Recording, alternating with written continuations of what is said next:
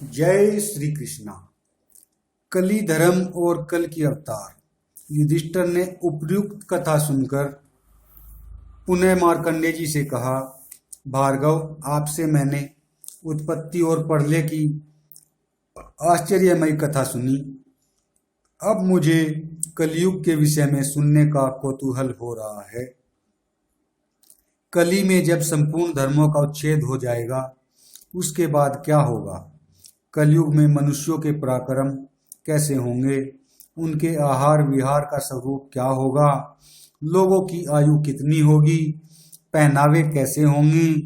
कलयुग में किस प्रकार किस सीमा तक पहुंचने पर पुनः सतयुग आरंभ हो जाएगा?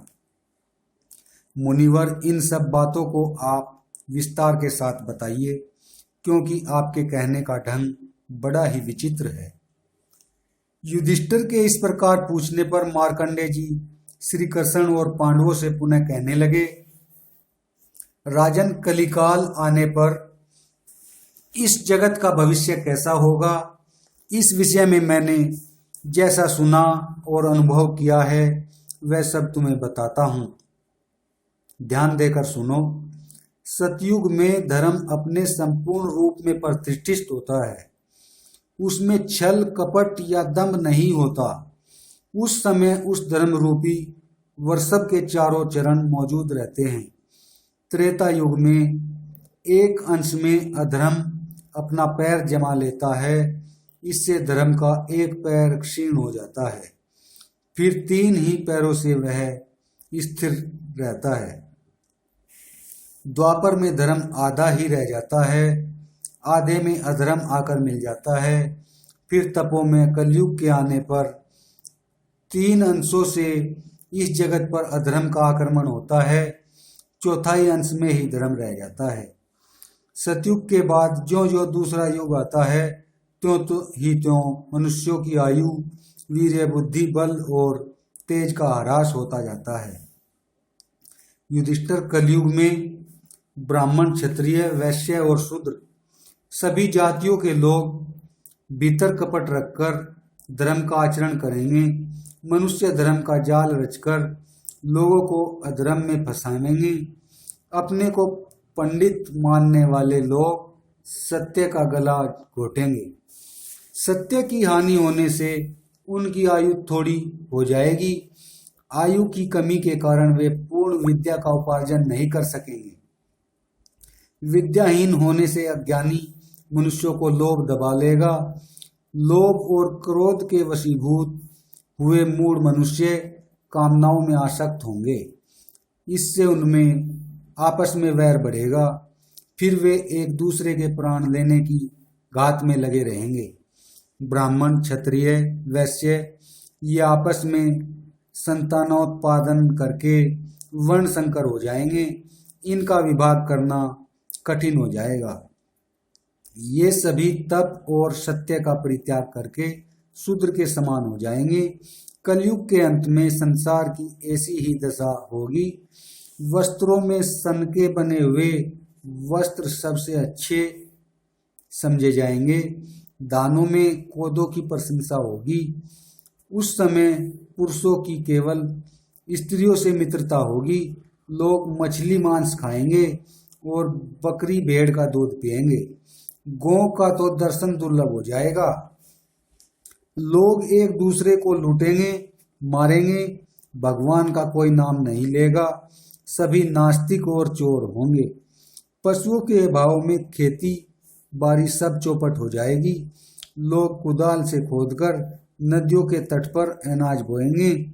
उनमें भी फल बहुत कम मिलेगा। ब्राह्मण लोग व्रत नियमों का पालन तो करेंगे नहीं, उल्टे वेदों की निंदा करने लगेंगे। शुष्क तर्कवाद से मोहित होकर वे यज्ञ होम सब कुछ छोड़ देंगे। लोग गायों और 1 साल के बछड़ों के कंधों पर जुआ रखकर हल में जोतेंगे और सब लोग ब्रह्मास्मिन कहकर बड़ी बकवाद करेंगे। तथापि जगत में कोई भी उनकी निंदा नहीं करेगा। सारा जगत मलेच्छवत व्यवहार करेगा। सत्कर्म और यज्ञ आदि का कोई नाम भी न होगा। समस्त विश्व आनंदहीन उत्सव शून्य हो जाएगा। लोग प्राय दीनों, असहायों और विधवाओं का धन हर लेंगे। अक्षत्रिय लोग तो जगत के लिए कांटा बन जाएंगे, मान और अहंकार में चूर रहेंगे। प्रजा की रक्षा तो करेंगे नहीं, उनसे रुपए ऐंठने के लिए लोभ अधिक रखेंगे। राजा कहलाने वाले लोगों को सिर्फ प्रजा को दंड देने का शौक होगा। लोग इतने निर्दयी हो जाएंगे कि सज्जन पुरुषों पर भी आक्रमण करके उनके धन और स्त्री का बलात् से उपभोग करेंगे। उन्हें रोते बिलखते देखकर भी दया नहीं आवेगी। न तो कोई किसी से कन्या की याचना करेगा और न कोई कन्यादान ही करेंगे। कलयुग के वर कन्या अपने आप ही स्वयंवर कर लेंगे। उस समय के मूर्ख और असंतोषी राजा सब तरह के उपायों से दूसरों के धन का अपहरण करेंगे। हाथ हाथ को लूटेगा। अपने सगे संबंधी ही संपत्ति को हरण करने वाले हो जाएंगे। ब्राह्मण, क्षत्रिय और वैश्यों का नाम भी नहीं रह जाएगा। सब एक जाति के हो जाएंगे। बख्शा बख्शा का विचार छोड़कर सब लोग एक सा ही आहार करेंगे। स्त्री और पुरुष सब स्वेच्छाचारी होंगे। वे एक दूसरे के कार्य और विचार को सहन नहीं कर सकेंगे। श्राद्ध और तर्पण उठ जाएगा। न कोई किसी का उपदेश सुनेगा और न कोई किसी का गुरु होगा। सब अज्ञान में डूबे रहेंगे। उस समय मनुष्य की अधिक से अधिक आयु 16 वर्ष की होगी।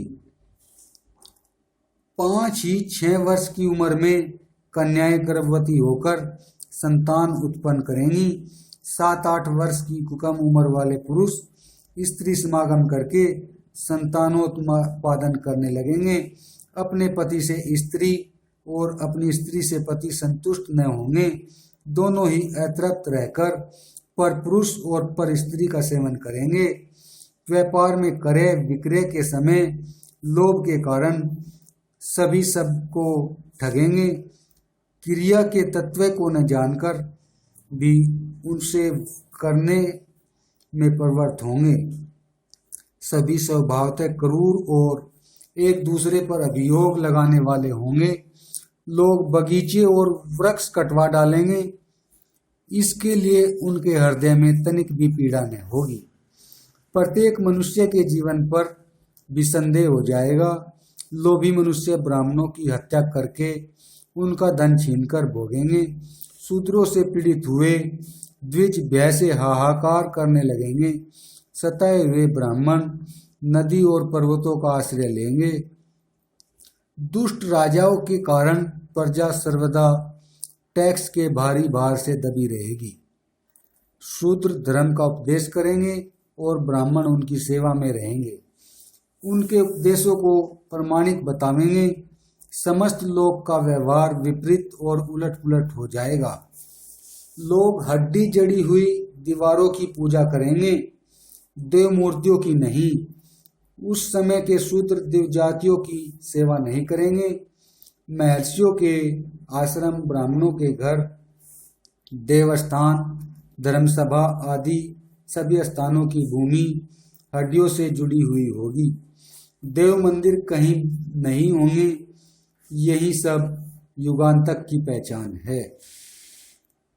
जिस समय अधिकांश मनुष्य धर्महीन, मांसभोजी और शराब पीने वाले होंगे, उसी समय इस युग का अंत होगा। उस समय बिना समय की वर्षा होगी। शिष्य गुरुओं का अपमान करेंगे और सदा उनका अहित करेंगे। आचार्य धनहीन होंगे, उन्हें शिष्यों की फटकार सुननी पड़ेगी। धन के लालच से ही मित्र और संबंधी अपने निकट रहेंगे। युगांत आने पर समस्त प्राणियों का अभाव हो जाएगा। सारी दिशाएं प्रज्वलित हो उठेंगी। तारों की चमक जाती रहेगी। नक्षत्र और ग्रहों की गति विपरीत हो जाएगी। लोगों को व्याकुल करने वाली प्रचंड आंधियां उठेंगी। महान भय की सूचना देने वाले उल्कापात अनेकों बार होंगे। एक सूर्य तो है ही, 6 और उदय होंगे और सातों एक साथ तपेंगे। कड़कती हुई बिजली गिरेगी, सब दिशाओं में आग लगेगी। उदय और अस्त के समय सूर्य राहु से ग्रस्त सा दिख पड़ेगा। इंद्र बिना समय की ही वर्षा करेगा, बोई हुई खेती उगेगी ही नहीं। स्त्रियां कठोर स्वभाव वाली और कटुभाषिणी होंगी, उन्हें रोना ही अधिक पसंद होगा। वे पति की आज्ञा में नहीं रहेंगी। पुत्र माता पिता की हत्या करेगा, पत्नी अपने बेटे से मिलकर पति का वध कर डालेगी। अमावस्या के बिना ही सूर्य ग्रहण लगेगा। पथिकों को मांगने पर कहीं अन्न, जल या ठहरने के लिए स्थान नहीं मिलेगा। वे सब ओर से कोरा जवाब पाकर निराश हो रास्तों पर ही पड़े रहेंगे। कोई हाथी, पशु, पक्षी और मृग आदि युगांत के समय बड़ी कठोर वाणी बोलेंगे। मनुष्य मित्रों, संबंधियों तथा अपने कुटुंब के लोगों को भी त्याग देंगे। स्वदेश त्याग कर परदेश का आश्रय लेंगे। सभी लोग हाँ तात, हाँ बेटा, इस प्रकार दर्द भरी पुकार मचाते हुए भूमंडल में भटकते फिरेंगे। युगांत में संसार की यही अवस्था होगी। उस समय एक बार उस लोक का संहार होगा। इसके पश्चात कालांतर में सतयुग का आरंभ होगा। कर्म से ब्राह्मण आदि वर्ण शक्तिशाली होंगे। लोक के अभ्युदय के लिए पुनः देव की अनुकूलता होगी। जब सूर्य, चंद्रमा और बृहस्पति एक ही राशि में एक ही पुष्य नक्षत्र पर एकत्र होंगे, उस समय सतयुग का प्रारंभ होगा।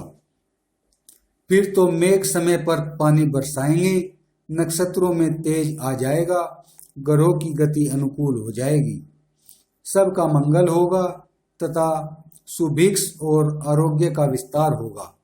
उस समय काल की प्रेरणा से संभल नामक ग्राम के अंतर्गत विष्णु यशा नाम के ब्रह्मा के घर में एक बालक उत्पन्न होगा। उसका नाम होगा कल्की। विष्णु यशा वह ब्राह्मण कुमार बहुत ही बलवान, बुद्धिमान और पराक्रमी होगा। मन के द्वारा चिंतन करते ही उसके पास इच्छानुसार वाहन, अस्त्र शस्त्र, योद्धा और कवच उपस्थित हो जाएंगे। वह ब्राह्मणों की सेना साथ लेकर संसार में सर्वत्र फैले हुए म्लेच्छों का नाश कर डालेगा। वहीं सब दुष्टों का नाश करके सतयुग का प्रवर्तक होगा। धर्म के अनुसार विजय प्राप्त कर वह चक्रवर्ती राजा होगा और इस संपूर्ण जगत को आनंद प्रदान करेगा। जय श्री कृष्णा।